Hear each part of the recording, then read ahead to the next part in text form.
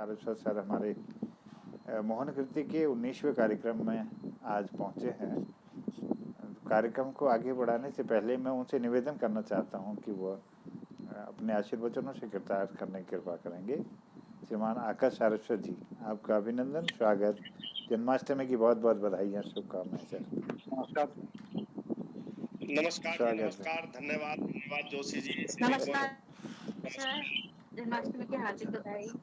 बिल्कुल सभी को हार्दिक बधाई। प्रकाश जी दिखाई दे रहे हैं हरिद्वार से, मोहन जी तो है, तो कार्यक्रम भी मोहन कृति और जन्माष्टमी भी आज मोहन की। मोहन जी वातावरण है, अशोक जी भी दिखाई दे रहे हैं। सभी को यथायोग्य नमस्कार और सभी को इस सनातन हिंदू धर्म के महापर्व की बहुत बहुत बधाई। ये महापर्व ही हमारे पूरे हिंदुस्तान को एक सूत्र में जोड़ते हैं। भगवान श्री कृष्ण द्वापर युग के महानायक रहे हैं और ऐसे महामानव के रूप में सामने आए हैं जिन्होंने गीता के रूप में पूरे विश्व को कर्म योग का संदेश दिया है।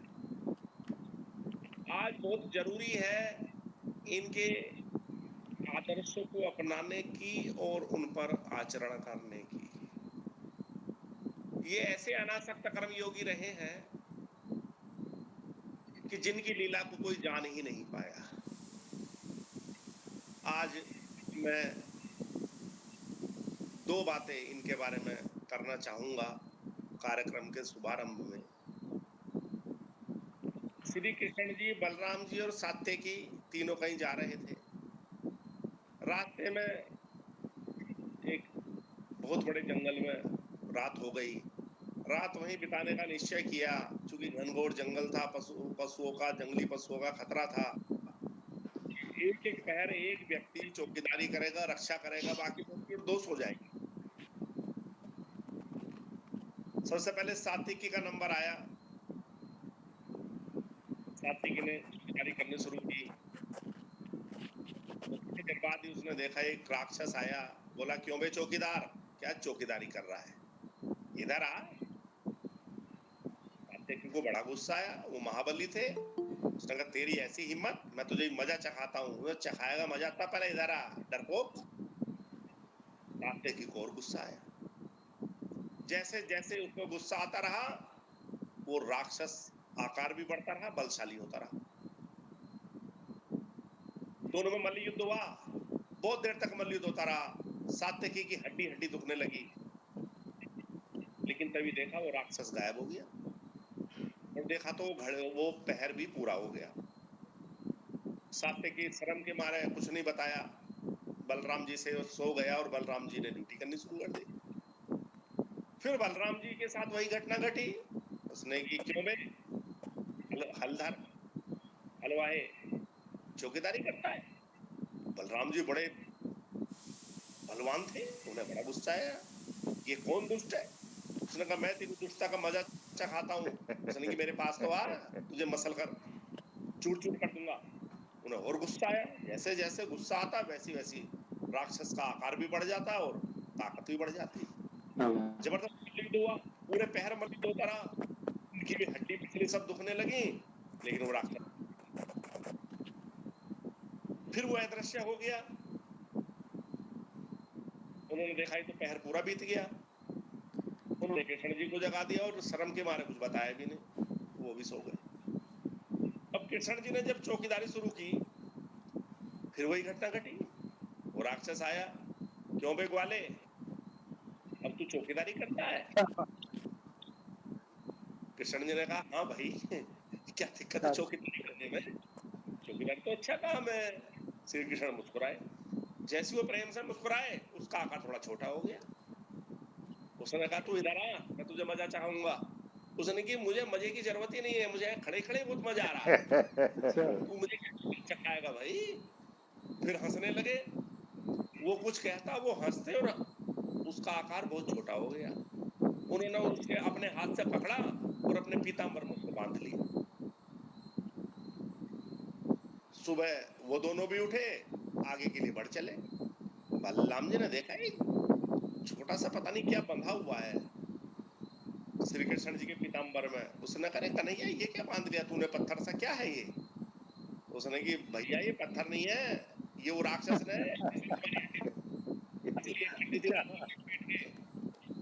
बोले तुझे कैसे पता? बोले मुझे सब पता है। तो बोले तूने कैसे बांध लिया? इतना इतना छोटा थोड़ा नहीं तो बहुत बड़ा था भाई, ये तो मुझसे भी कई गुना था। तब श्री कृष्ण जी ने कहा कि ये है क्रोध, और जैसे जैसे तुम्हें क्रोध आता वैसी वैसी इसकी शक्ति बढ़ जाती है, क्योंकि क्रोध व्यक्ति के बुद्धि विवेक को नष्ट कर देता है, उसको पशु से भी गया गुजरा बना देता है। और जब इसने मुझसे बदतमीजी करनी शुरू की तो मैंने इसे प्रेम से देखा, मैंने प्रेमपूर्ण बातें की, ये घटता चला गया और शक्तिहीन हो गया। जब ये शक्तिहीन हो गया मैंने इसे पकड़ के अपने पीताम्बर से बांध लिया। दूसरी बात, एक वृत्तांत है, महर्षि दुर्वासा आए थे, मथुरा के राजा श्री कृष्ण थे, तो उन्हें पता चला कि दुर्वासा जी आए हैं, तो उन्होंने कहा कि महाराज दोपहर के भोजन की व्यवस्था हमारे द्वारा की जाएगी। दुर्वासा जी ने कहा ठीक है भाई, लेकिन पूरे दिन में 1 बजे भेज देना, लेट मत होना। उसने कि बिल्कुल आप निश्चिंत रहें, 1 बजे तक भोजन पहुंच जाएगा। उन्होंने अपनी रानी रुक्मणी जी को बुलाया। कहा जाता है श्री कृष्ण भगवान के 56,000 रानियां थी। उन्होंने कहा प्रत्येक रानी एक एक अपने हाथों से साफ सफाई के साथ व्यंजन बनाएगी और ऋषिवर को 1 बजे से पहले पहुंचाना है। रुक्मणी जी ने कहा ठीक है। बड़ी तैयारियां हुई, किसी ने रसमलाई बनाई, किसी ने रसगुल्ले बनाए, किसी ने पूरी, किसी ने कचौरी, किसी ने जो है कुछ बनाया, किसी ने हलवा बनाया, गाजर का हलवा, मूंग की दाल का हलवा, किसी ने कुछ बनाया, दही बड़े बनाए, बहुत सारे व्यंजन बने। प्रत्येक ने अलग अलग व्यंजन बनाए, अपनी अपनी सबने पात्रों में रखा। लेकिन रुक्मणी जी कहने लगी कि सावन का महीना चल रहा है महाराज, यमुना बीच में है, वो वृंदावन में है, हम मथुरा में है, हम यमुना पार कैसे करेंगे? श्री कृष्ण जी ने कहा ऐसा है, परेशान होने कोई बात नहीं है, आप यमुना के पास जाना, माँ यमुना की स्तुति करना और माँ यमुना से अंत में प्रार्थना करना कि हे माँ यमुना, यदि हमारे श्री कृष्ण महाराज बाल ब्रह्मचारी हैं तो मैं मार्ग दे दो।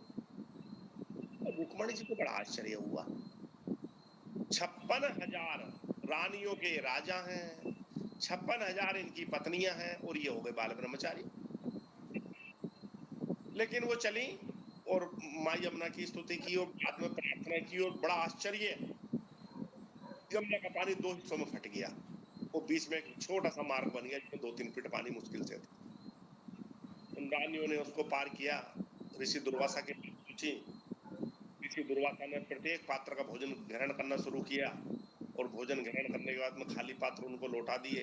तो रुक्मणी जी ने कोई समस्या बताई। ऐसा बोले मैंने ठेका लिया है आने जाने का?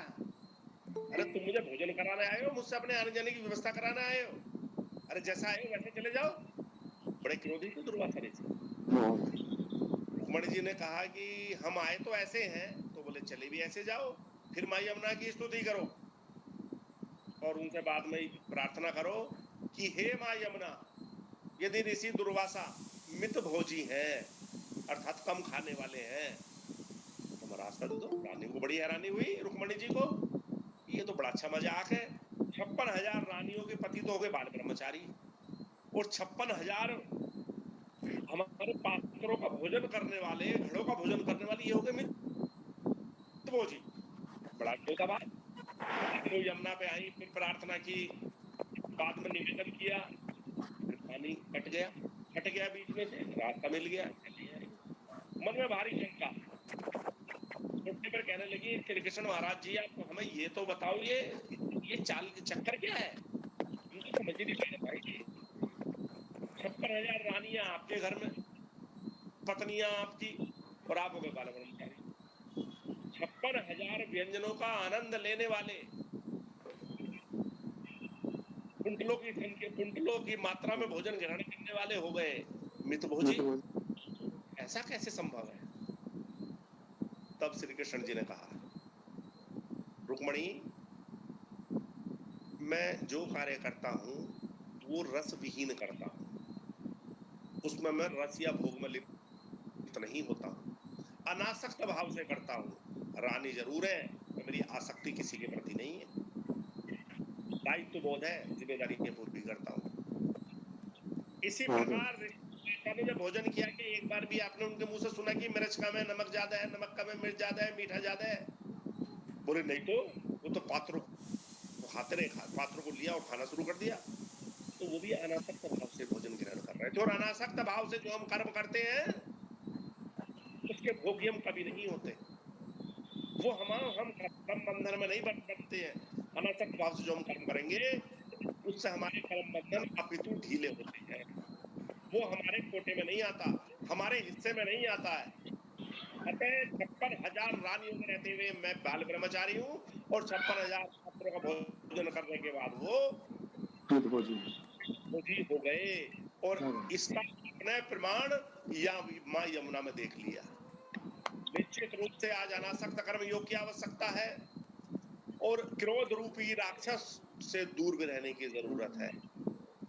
हम इस महापर्व पर ये संकल्प लेते हुए और श्री कृष्ण भगवान जिसे प्रार्थना करते हुए कि हमारा देश, हमारा राष्ट्र सुरक्षित रहे, कोरोना जैसी महामारी से हम शीघ्र ही निजात पाएं, और अंत में कर्म योग के 2 शब्द बोलते हुए, जो कि मैथिली शरण गुप्त जी ने द्वापर खंड काव्य में बोला है, बलराम जी के मुंह से कहलवाया है। जब बलराम जी अपनी गाय चरा रहे थे, उन्होंने ग्वालों से कहा, कुरीतियां हैं, सामाजिक परिवर्तन जरूरी है, इन कुरीतियों को समाप्त करवाओ, अच्छे समाज का निर्माण तभी होगा। ग्वाले बोले जी ऐसा कैसे, आप, हम तो अनपढ़ लोग हैं, हम क्या समाज परिवर्तन करेंगे, हम तो गाय चराते हैं, मतलब अकल वकल कुछ नहीं है। तो उस समय जो ग्वालों को उन्होंने कहा, वो पंक्ति कहते हुए मोहन जोशी जी का सम्मानित सभी स्तुतिगणों का आभार प्रकट करते हुए उन 2 पंक्तियों में अपनी वाणी को विराम दूंगा। सभी को बहुत बहुत शुभकामनाएं देते हुए जन्माष्टमी की। उन्होंने कहा, अपने युग को हीन समझना आत्महीनता होगी, सजग रहो, इससे दुर्बलता और दीनता होगी। अपने ब्रज की रज में ही तुम सब विभूतियां पाओ, दूध पियो अपनी गायों का और बलि बन जाओ। एक एक 100 अन्यायी कंसों को ललकारो, अपनी पुण्य भूमि के ऊपर धन जीवन संवारो। धन्यवाद, सभी का आभार। वाह वाह वाह, बहुत सुंदर, बहुत बढ़िया व्याख्यान आपने दिया। हम आभार व्यक्त करते हैं सर, बहुत बहुत अभिनंदन। बहुत सुंदर सुंदर।